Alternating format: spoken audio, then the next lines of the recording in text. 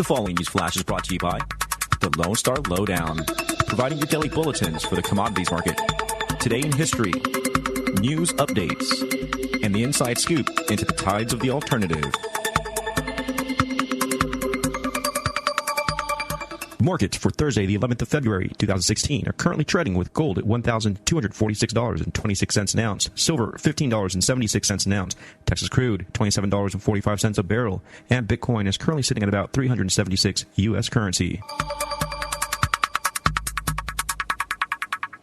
Today in history, Monday, February 11th, 1929, Vatican City is made the enclave, or a city-state within another state, of Rome via the Lateran Treaty. Fascist Prime Minister of Italy at the time, Benito Mussolini, agreed to giving the Catholic Church financial support in return for public support from the Pope at the time. In recent news, the four remaining ranchers, Jeff Banta, Sean Anderson, Sandy Anderson, and David Fry, at the Malheur National Wildlife Refuge in Oregon, who took control of the then-empty refuge 250 miles from Portland on January 2nd, demanding the return of the lands taken by the Bureau of Land Management and the pardoning of the two ranchers convicted of terrorism for setting controlled fires which spread to BLM lands, finally surrendered this morning after hours of negotiations with mediators. The occupation came to an abrupt end as Fry, the last to leave, threatened suicide on a live-streamed conversation with Liberty activist Gavin Seam and conservative radio host Chris Ann Hall. A phone call Wednesday night between the protesters and the negotiators was also live-streamed and is available online. A jury in Nassau County, New York, convicted James Ryan today on 10 of 13 counts of vehicular manslaughter, criminally negligent homicide, and other charges, and acquitted him of the top charge of aggravated vehicular homicide. He now faces up to 15 years in prison when he is sentenced next month because his reckless driving, prosecutors say, caused a chain reaction crash. Apparently, Ryan's Toyota hit a BMW on the Long Island Expressway and then was hit by another car. A few minutes later, an SUV smashed into Ryan's car before fatally hitting a New York police officer.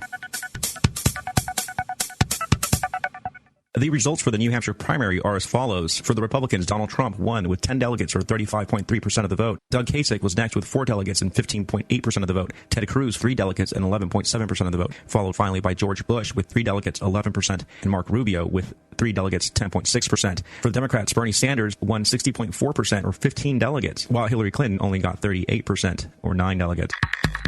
This was your lowdown for February 11th, 2016.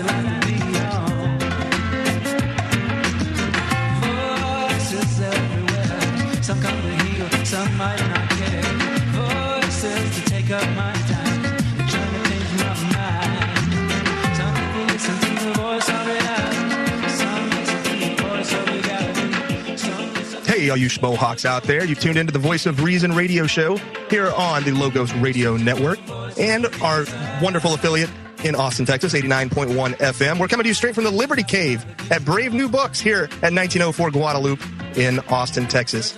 I am Ben Farmer, and with me, as always, is my partner in victimless crime, Nick Reed. Say hello, Nick. Victimless crime. I like that. Today, we're going to be talking about secessionist movements, and we've got Nate Smith going to be joining us in the next hour from the Texas Nationalist Movement. But I first wanted to talk to Nick about something. Nick, something really odd happened today. Tell me. I saw a dude get in a wreck with a cop car on the way here. Really? Yeah, it was awesome. It was awesome. I mean, you see this happen on like movies and that sort of thing all the time. This happened directly in front of me. Right. Like, other people get in wrecks and then police come, but you don't see people get in wrecks with police. No. It's a bit odd. Well, so the car was one of these that wasn't like marked. It was like a Crown Victoria type car. And I was looking at it wondering if it might be a police car. It had a bumper sticker on it though. I thought, it's just a repurposed old police car or something. And he was driving in a guy's blind spot, basically. And the guy went to change lanes and ran the cop off the road. And they both freaked out for a second. And then I saw them kind of wave at each other. Like, oh, okay, we're all good. And the first guy drove off. And then I saw the police officer have the epiphany in his head. Oh, my God, I'm a police officer. And he went, what? And he turned on his flashy lights and went after the guy.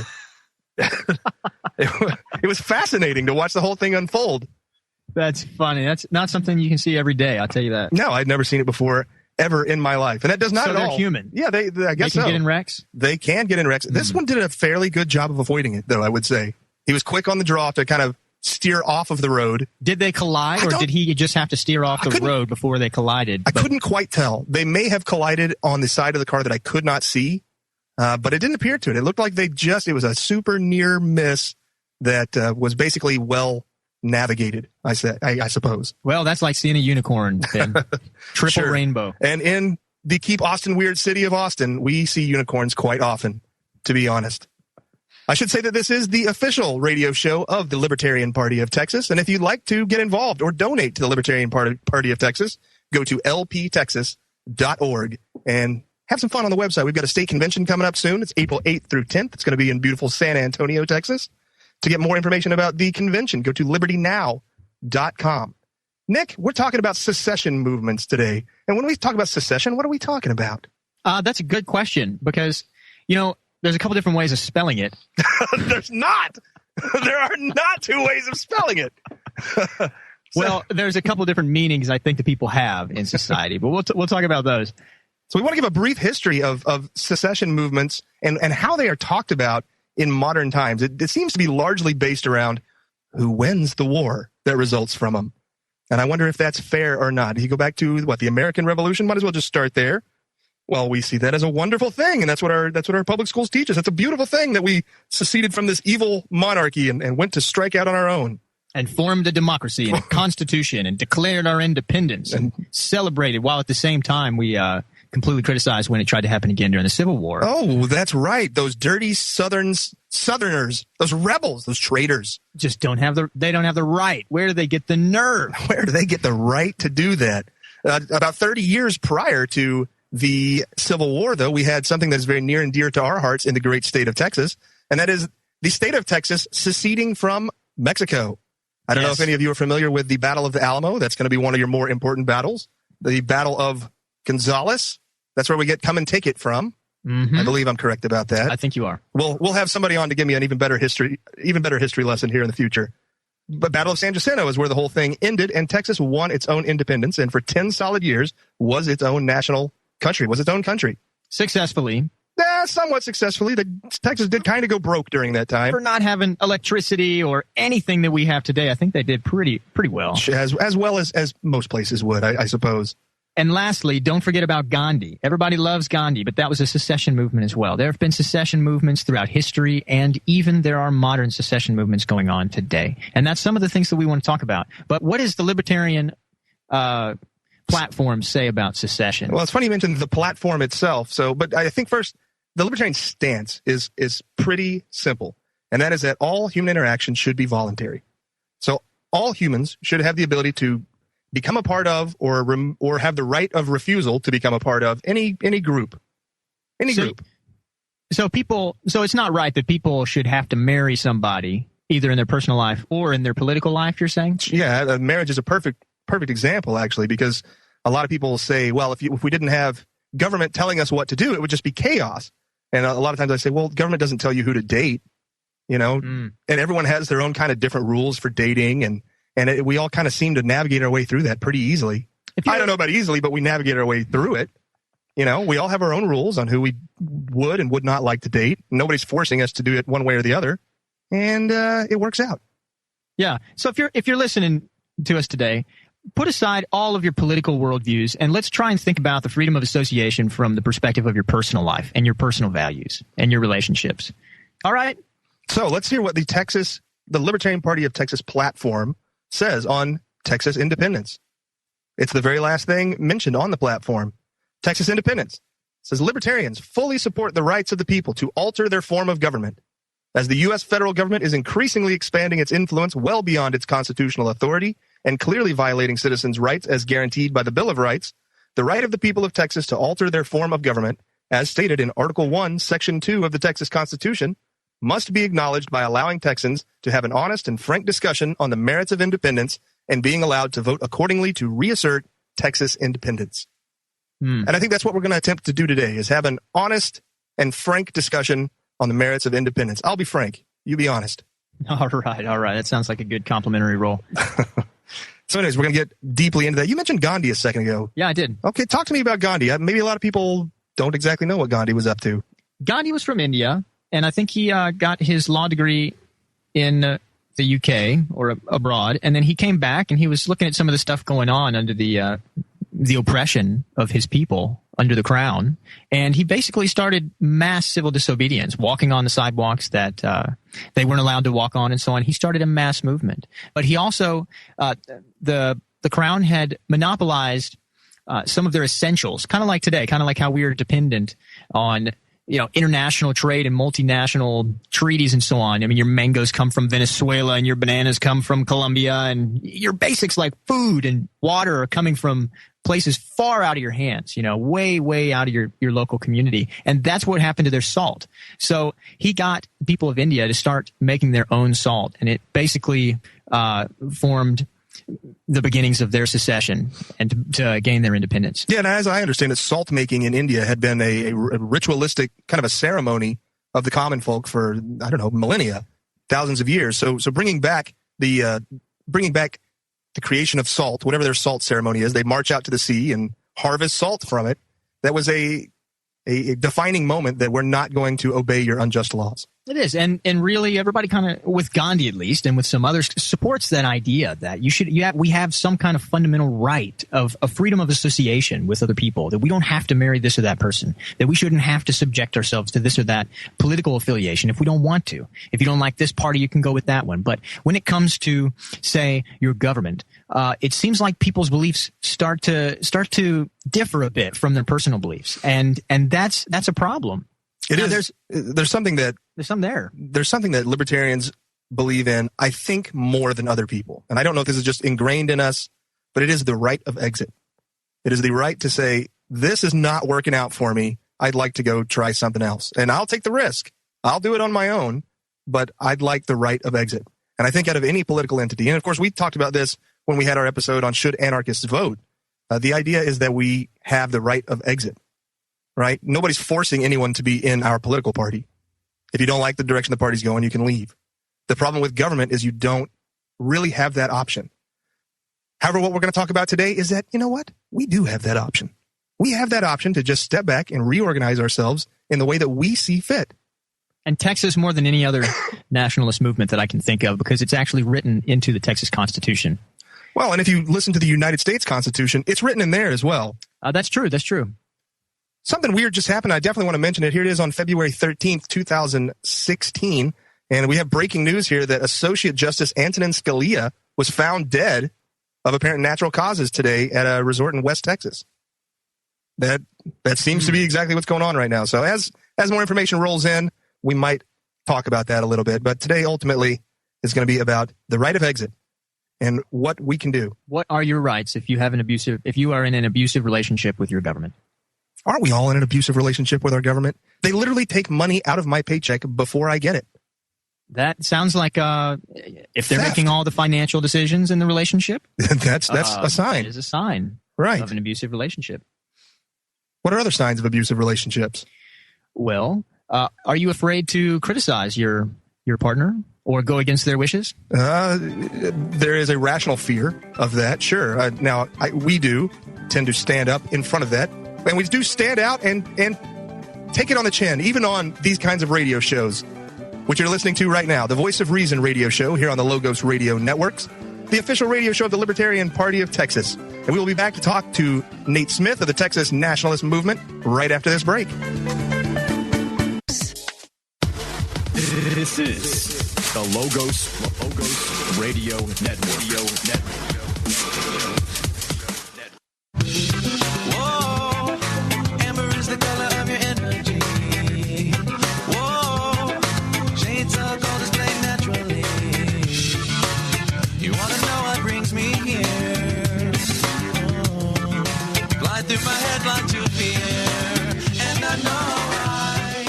Welcome back, you schmohawks. You're listening to the Voice of Reason radio show here on the Logos Radio Network. I'm Ben Farmer. I got Nick Reed with me, as always. Nick Reed is the media coordinator for the Libertarian Party of Texas. And for the rest of this hour, we are happy to be joined by the executive director of the Texas Nationalist Movement, Mr. Nate Smith. Welcome, Nate. Howdy. Welcome. Thank you. Howdy. So tell us a little bit about the Texas Nationalist Movement. Where and when did this start? The Texas Nationalist Movement was formed in 2006, right at 10 years old. And it came out of a coalition of other groups that were working towards Texas independence. And the idea was, let's move this thing through a unified, legislative, peaceful means. Our group has been steadily building ever since then, putting the word out. For a long time, our primary goal was actually on educating to get a majority of the population of Texas convinced that this was a good idea, that Texas needed to be that. And we feel that from what we've seen from polling data and interacting with Texans, that the concept is there, that Texans believe, probably in a majority, and we could have found out if we'd had a chance to vote on it this year, but probably in a majority already, that believe Texas would be better off as an independent nation. Yeah, I know growing up in Odessa, Texas, where I grew up, it was just commonly, like, it wasn't even controversial. It was just kind of like, well, yeah, of course Texas should secede whenever we want to. Absolutely. It's just a matter of time. So, and I feel like that sentiment is all throughout the state. But talk to me a little bit about, you mentioned garnering support for that sort of thing. What have you guys been doing for the last 10 years to garner that support? Oh, yeah, well, we've been building our coalition both within the parties, within the legislature, working on that example as well as grassroots in the field. We've had county organizations and throughout the state of Texas, from West Texas to East to South. And we've had a lot of discussions. We've done some petition drives to engage the public before, really get some things moving there. But it's been everything from dinner tables and at home parties, sitting around the living room talking with folks, as well as maintaining the leading dialogue. I mean, we're the largest independence movement in North America, short of PQ, and the largest one in the United States. And we take our message to the world, anybody who wants to hear it, but mostly we're working on talking with Texans about what the advantages and benefits are and how we're already a nation. We just need to make it official. So what are some of those advantages for Texas seceding? Well, removing the layer of federal government is certainly one. I think a lot of folks can agree that we certainly have a redundant layer of government between the feds and the states. And if you just look at department titles, and you'll see there's a lot of redundancy there. But more importantly, as Texas nationalists, we see that Texas is a nation where unique people, we have a culture, we have an identity. One of my favorite quotes is from John Steinbeck, who in his book Travels with Charlie, he set out to travel around all the United States to define what made Americans so American. And he got to Texas last, and he comes here and he says, Texas is a nation in every sense of the word. The people were so different. The mindset was so different. And I've heard countless stories from people around the world that have come to the United States and recounted that same type of thing. And it's pretty obvious when Texans travel abroad that we're a little different breed as well. So I think we believe that Texas is already a nation, is already a unique culture. I think everyone at this table has traveled abroad, at least somewhat. Nick, you actually lived in Sweden for a little bit, didn't you? I did. You know what I noticed? Somebody pointed out to me, when people would ask where I was from, they said I'd say I'm from Texas, which didn't sound strange to me until they pointed out that everybody else says they're from the United States. Mm-hmm. Yeah. I found that, and Nate, I think your experience might be similar, that if you are traveling abroad and you say you're from Texas, you're welcomed. Whereas if you say you're from the United States, perhaps they think, oh no, he's going to drone me. Oh, that is exactly the case. Yeah, I mean, I remember, and this was 15, 20 years ago when my parents had traveled to Europe then, and they told me about their experience of telling others that they were Texans and how a warmer of reception they received, and some of their friends they were traveling with reported that they were Americans, and their reception was not quite so warm even then. So, So Nate, I went out there and helped petition with you guys, and it was absolutely phenomenal and actually really surprising to see the amount of support that people have. Do you have any idea how much support is actually here in Texas? How many members you guys have, or? As far as an official member count, we've received over 230,000 pledges, the folks that would vote yes for independence. We have over 200,000 followers on social media, which is more than all of the state political parties combined, Republicans and Democrats. So, wow. We've got a large group of support. Well, and as Daniel pointed out, it's like, we've got more supporters than people that caucused in Iowa. Wow. So that's a lot. And if you extended that proportion of how many people you've reached out to and how many people, what percentage of them have signed? What percentage would you say of Texas supports Texas independence? The percentage, well, I mean, my encounter of people that were willing to sign a petition on Texas independence was 70% of the people that I engaged. Mm-hmm. And so as we would talk about it, I mean, there was an overwhelming, there was a lot of questions. Everybody's at a different place in their journey on this, but there were certainly a lot of questions. But it was, they were willing to sign and say, yeah, okay, even some of them were hell yes. I mean, we got that a lot. And we got others that were like, well, are we quite ready for that? And it's like, you tell me, are we ready for that? And it's like, okay, maybe, yeah, we should have a vote on this for sure. That's kind of one of those things. And when you say, are we quite ready for that? I imagine what Texas would look like day one as its own nation. And I don't know that there's ever a time where you can go, yeah, we're totally prepared to do that. I think it's just one of those things that it happens and then you knock it out after that. Yeah. There's a lot of things in life that are like that. Moving is typically one of those things. Starting a new job. I mean, most of the time you're not completely prepared to go over to that next step. So having a child? Absolutely. That's a perfect example. So that sort of thing happens in life all the time. And I find that people who use the argument of, well, just wait, like we're not ready yet, for any argument, not just this one, is typically just stalling. Nate, what is one of the main questions that people have when they're presented with this? The most popular question we get is what will happen to my Social Security? Wow. Really? Yes. And it's a system that we've been forced to pay into for quite some time. Mm-hmm. Right. Well, I mean, we're not an exempt political ruling class, but right. And it's a valid concern. And of course, the answer to that is, well, if you live abroad in the U.S. right now and you paid into Social Security, a system that you were told that you earned, do you receive those benefits? And the answer is yes. If you're living outside of the United States and you paid into that system, then you do receive those benefits. So great, interesting. I know in the libertarian philosophy, it's our idea that people should be able to opt out of that system voluntarily. I don't think anyone wants to just see it just completely stop tomorrow. There are probably people who want to see that, but I think probably a more rational way is to stair step it down to where it's not forced. It's not your entire retirement. There are other countries who have stepped out Social Security. None of them are coming to my mind right now, though. They exist. And I bet you that Texas independence is the same thing. It's not something that can happen in a healthy and peaceful way overnight. It's going to be a long process where we're probably going to have to start the discussion of the separation of the two. But, maybe you can address for the listeners one question that I heard, which is, how are we going to be able to protect ourselves from the rest of the world when we lose the superpower of the United States? Oh, man. Well, I have to start almost with addressing this disconnect, because I frequently hear on the news that, America needs to spend and invest more in its military. But of course, America spends more money on military than the next 10 countries combined. 9 of whom are our allies, I believe. Absolutely. So, we already spend an excessive abundance, which in my opinion should be enough to secure us. But we can go down a whole rabbit trail on that, which I'm not going to do. Bringing that back to Texas and how we pay for our independence. If we spent the same percentage of our GDP on independence as the United States, obviously we would have the second best funded military in the world. Now, we probably won't opt to do that. We probably will have the second strongest military in the world. But you look at the other aspects of it as well, where Texas has, I think it's around 8 guns or something for every citizen in Texas. Privately, we're well armed. We have the Texas military forces exist already, which, what are you going to do for an army? Won't Mexico invade? A surprisingly number of people actually ask that question, which at first is, why would Mexico want to invade? That's not going to happen. It's not practical. If they wanted to do that, I think they would have done it already. But, right. But the practical standpoint of it is the fact that we already have the Texas military forces. We already have the Texas Air National Guard and the Texas National Guard, which technically are part of the U.S. military forces. And we're listening to Nate Smith from the Texas Independence Movement, and we'll get back to him right after this. You may think our brains deteriorate with age, but new research shows that as brains get older, they actually work more efficiently. I'm Dr. Catherine Albrecht, back with new research on how aging makes the mind sharper after this. Privacy is under attack. When you give up data about yourself, you'll never get it back again. And once your privacy is gone, you'll find your freedoms will start to vanish too. So protect your rights, say no to surveillance, and keep your information to yourself. Privacy, it's worth hanging on to. This message is brought to you by StartPage.com, the private search engine alternative to Google, Yahoo, and Bing. Start over with StartPage.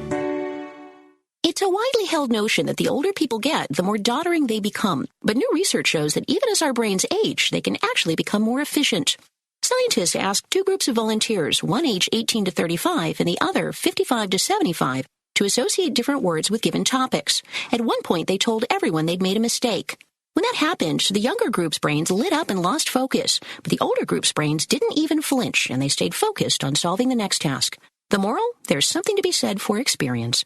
I'm Dr. Catherine Albrecht for StartPage.com, the world's most private search engine.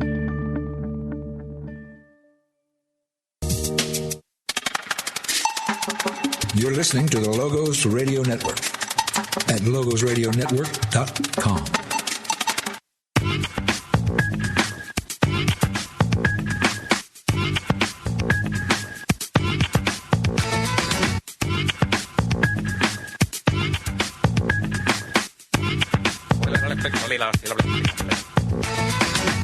to my place on assembly lines. Fake prizes rising out of the bomb holes. Skeleton boys hyped up in purple. Smoke rings blow from across the disco. Take no turn like broken equipment.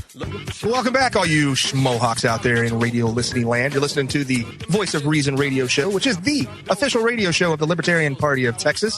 Today we're speaking with Nate Smith, the executive director of the Texas Nationalist Movement. We're glad to have Nate here. And at the end of the hour, we were talking about, well, actually on the break, we were starting to talk about that this is kind of a global trend, isn't it, Nate? Oh, absolutely. This is a global trend that's been going on for quite some time. You know, at the end of World War II, there were 54 countries in the world, recognized countries, and now here we see just 60 years later that there's 192 recognized countries in the world. That's fascinating. I didn't realize it was such a huge disparity, but it makes sense, especially, I guess, the breakup of the Soviet Union would be a large part of that. But we're seeing a lot of independence movements in Western Europe and even in North America, right? Right, absolutely. And I mean, we definitely see a modern rise in independence movements. While economically, there's James Naismith, I believe is the name, had a book called The Global Paradox, and it was about the communications revolution. But one of the things that he identified in there is that economically, we're moving towards more of a global society where we have global trade with one another. But politically speaking, we're seeing this more nationalist trend, this secession trend, and we're seeing that actually shrink and people wanting more and more local control of their governments. Localize, legalize, and harmonize. That's really interesting. It seems like this trend is it's kind of almost seen as a dirty word in a way, secession. Where do you think that comes from? Does that come from our education and our upbringing, or? You know, I wish I knew the perspective of the other countries in the globe and how they're taught about secession, but I can say from being here in the United States for the majority of my life and from being in Texas that there is a certain programming. You know, there's the way that the Civil War is taught in schools, even in the South, is teaching secession as a dirty word, as it was a negative thing. And as y'all hit on earlier, you know, the United States, the colonies, essentially seceded from Great Britain. Texas seceded from Mexico. And for the same reasons, part of the same reasons we're looking at now. You know, it's an oppressive, centralized government where those groups didn't feel like they had adequate representation, and they were looking for more freedom. And so we're seeing that kind of thing going on today. And we're seeing unions increasingly fall by the wayside or face the potential. Sure. We just recently went through Scotland having an actual national vote on whether or not to secede from the United Kingdom. Absolutely. They were close, you know, and their affiliation with the UK is a form of a union. And so they're looking at that, and they had an opportunity in 2014 to vote on whether or not to be an independent nation again. Now, they also are interested in joining the euro, so I would advise against that. But the UK is not. The UK is actually looking at seceding from the European Union at this point, aren't they? And that's true. How odd is that? The UK Independence Party is a huge group there. I know, you know, not everybody in the United States follow a lot of foreign politics too much, and I wasn't tuned in for a long time either. Apparently, they follow us a lot. It's kind of interesting. Well, we do force our culture onto them, kind of. Pretty much, we Coca-Cola'd their asses. And in the last session, the last big elections that the UK had, I think UKIP got around 40% of the popular vote. Wow. They didn't pick up as many MPs as they wanted to, but their big thing was, like, we want a referendum to leave the European Union because the European Union is failing. I mean, Greece is a perfect example of that. The immigration crisis that they have over there is a perfect example of that. And they face many of the same challenges that we face here with Texas being a member of the United States Union. Texas, I'm not sure if most people know this, but Texas is the only state in the union that has its own power grid. We're totally power independent of the rest of the entire nation. I did not know that. There might be portions of Oklahoma that are attached to our grid, something like that. But for the most part, there's the Eastern grid, the Western grid, and the Texas grid. That's correct. You know, El Paso, I think, is on the Western grid, but now they would be in the mountain time zone. There's a mountain range in between there. Texas is a big state, you know. I know, or a big country. It really is. So let me ask you. So it seems like there's violent secession movements and there's nonviolent secession movements. You guys are trying to ask for a nonviolent secession strategy, right? What would that compare to? What other movements right now are nonviolent secession movements going on? Well, if you're making that comparison, in previous times, violent secession was the only opportunity a lot of people had. But in the society that we're in today, we have the opportunity to have peaceful secession. We have the ability to vote on it. I mean, the Scottish referendum was a perfect example of that. You know, at no point in that did Great Britain ever say, hey, you know, if you guys end up voting yes on this, well, we're going to bomb you. Right. And that didn't even come up. And that's one of the frequently asked questions we get as well is, won't the U.S. try to attack Texas? Will we have a vote on this? It's absolutely not. They're going to try to convince us to vote no, just like Great Britain did. But they're not going to attack us, But you see lots of movements all around the globe, from the Quebec movement in Canada, from Sao Paulista in Brazil and South America there. Puerto Rico has an avid independence movement to leave the United States. They're tired of being a territory. Alaskan Independence Party, Hawaiian, has been working on this for a number of years. And you see very fruitful groups like Catalonia wanting to leave Spain. And even the Venetian region of Italy had a referendum on it where 80% of the people there think, hey, you know what? We'd be better off governing ourselves. What an odd concept. Self-governing.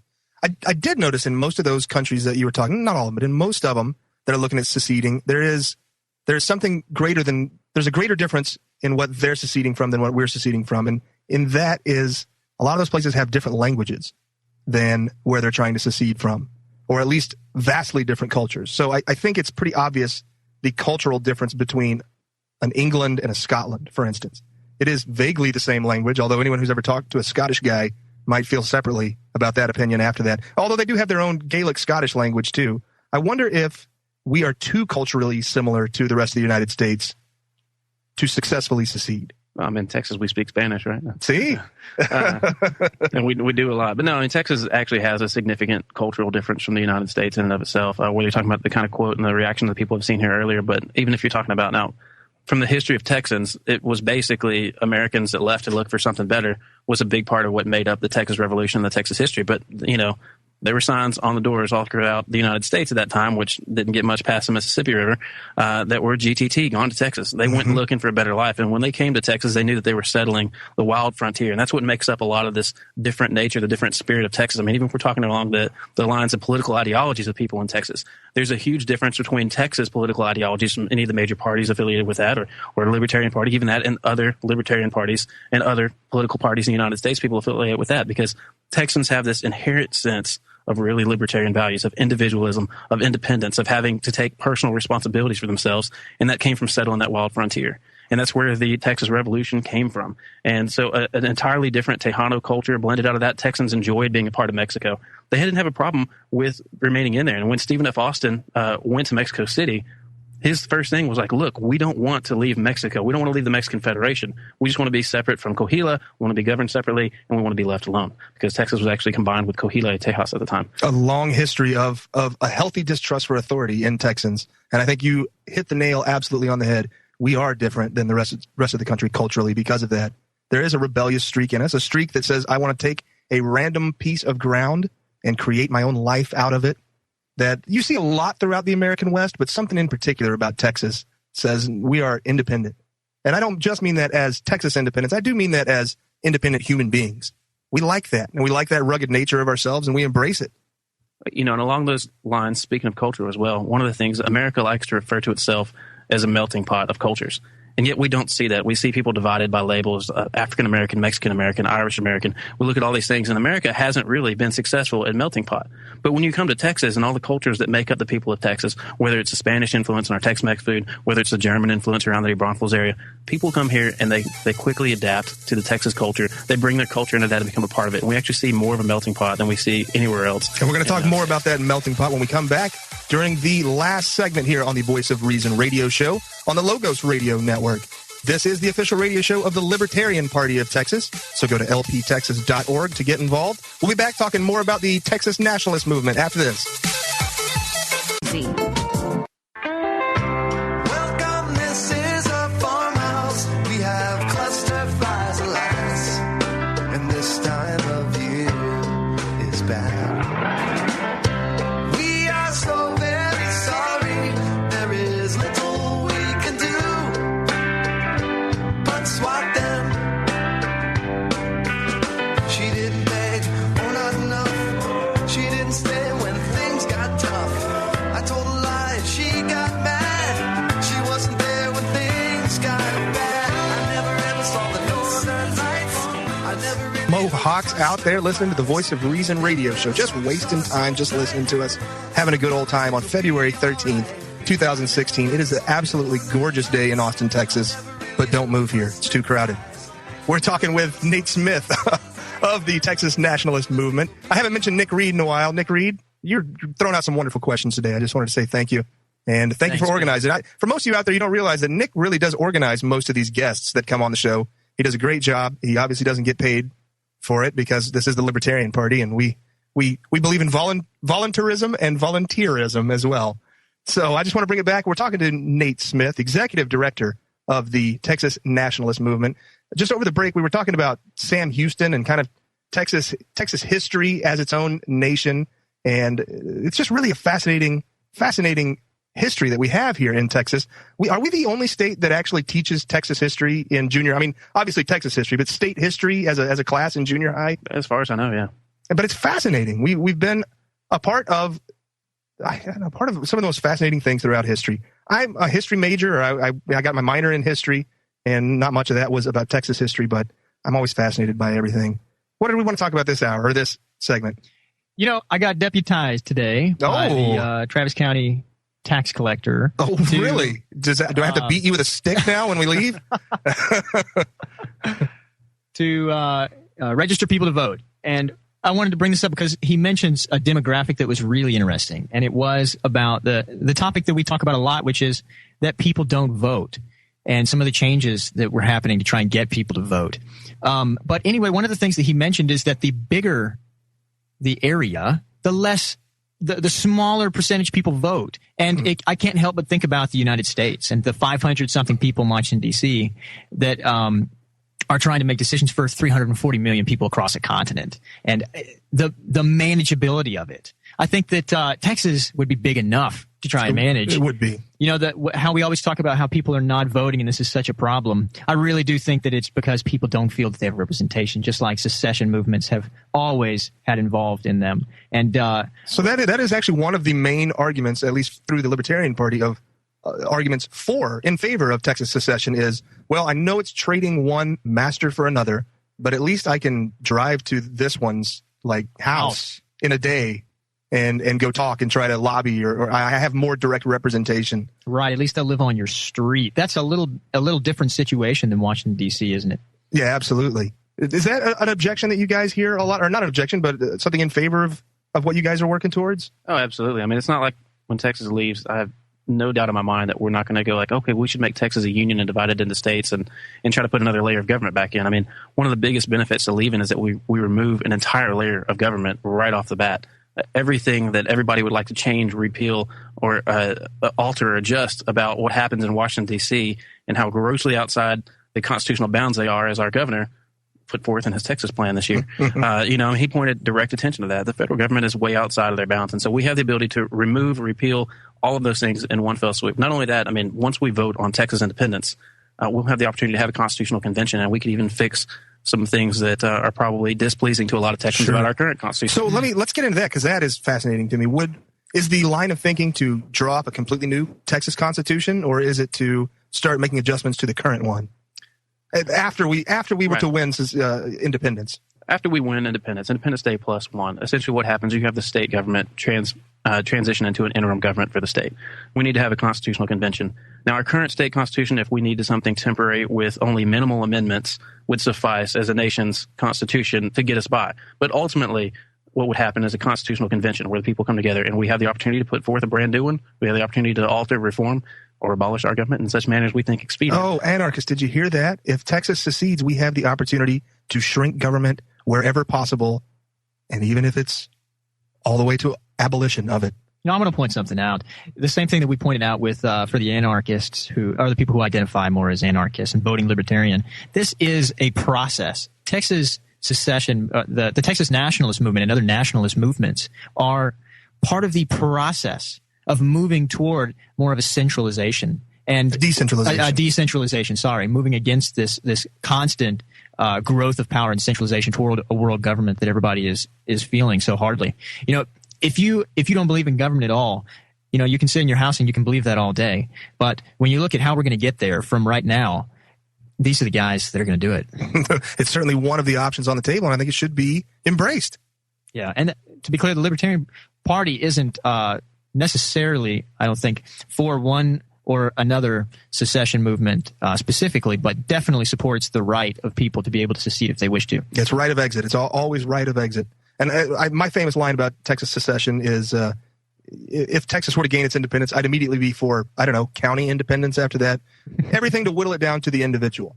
Because ultimately, I think the idea of being a free person means that you are your own little free country interacting with other free countries everywhere you go. That's the concept of voluntarism. It is. And, Ben, I agree.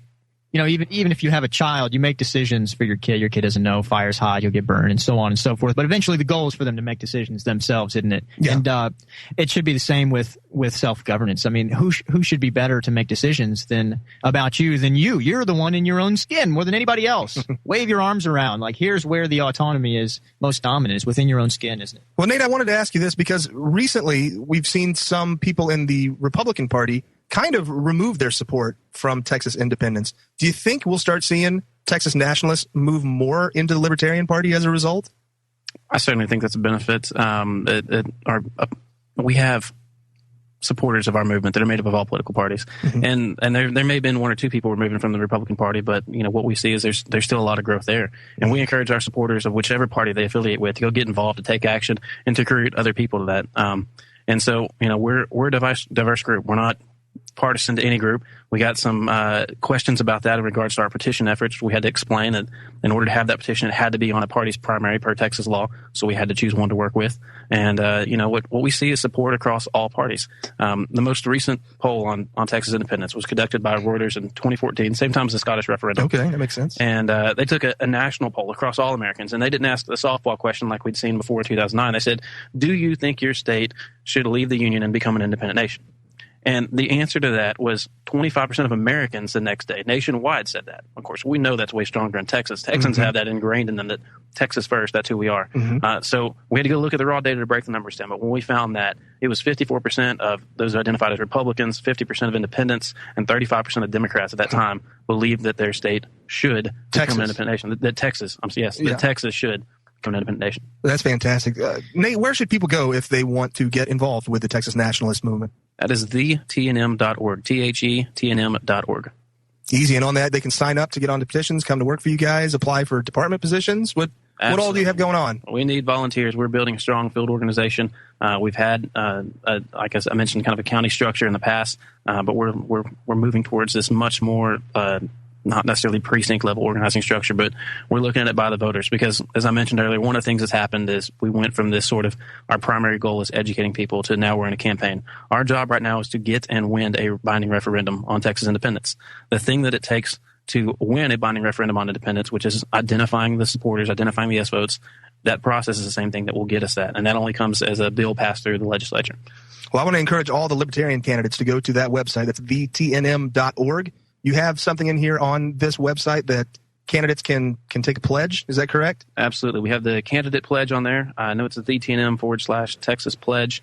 And there should be links on the website as well. And so you can fill it out on the website, or you can go old school and paper and download it if you want to and print it out. But that candidate pledge, you're not even pledging full allegiance to TNM. What you're saying is that I believe in the Texas Constitution, Article 1, Section 1 and 2, that we have the right of self-determination, that Texans have the right to vote on independence. And and what does that do for you guys? And what does that do for people who want to see Texas independence? If they show and add to the numbers that you guys have of how many people support that? That's a tremendous amount of support for us. I mean, we're looking to identify in the field people who would vote yes for independence. But equally important, and it's a step on people's journey as they start to understand the values of independence because they've been programmed towards this American nationalism and we can't leave the Union concept. But what they find is that one of the first steps is understanding that we have a right to vote on it. And that we should vote on it, regardless of the outcome of that vote. That if other people have the right to vote it, and express their will, then why wouldn't Texans want to express that same thing? Because there's a lot of frustration with D.C. from what I've seen these days. So well, there is, and rightfully so, because they dominate everything that we do as free human beings. And at least with an independent Texas, we would be moving our rulers closer, and we would have more interaction with them. At very least. So, guys, I want to thank you. Nate, thank you very much for coming on today. We had a great time. We'll definitely have you on again at some point. Maybe we'll be able to talk Gail into coming on, too, sometime. You guys have been listening to the Voice of Reason radio show on the Logos Radio Network. I'm like Davy Crockett. You guys can go to hell. I'm going to go to Texas.